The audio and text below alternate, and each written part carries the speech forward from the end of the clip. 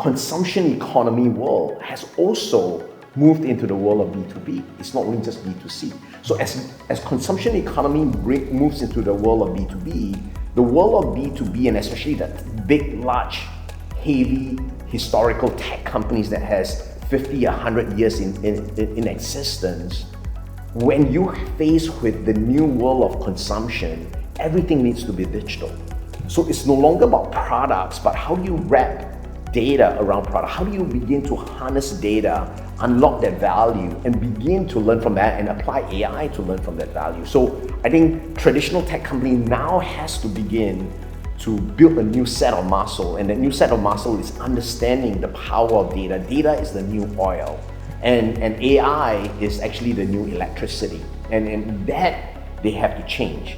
And one of the biggest things that we see right now with that challenge that I've just mentioned, the way we think about it is leaders of the future, traditionally they were intuition, gut feel, and experience when they make a decision, validated by numbers. Now you're turning it on its head because you have to now be data-driven, outcome-led, be intelligent for the future. Then you validate that with intuition, experience, and gut feel.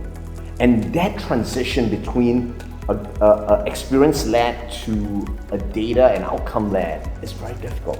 And I think we, as a team and as a company, been really driving commercial excellence from that point of view.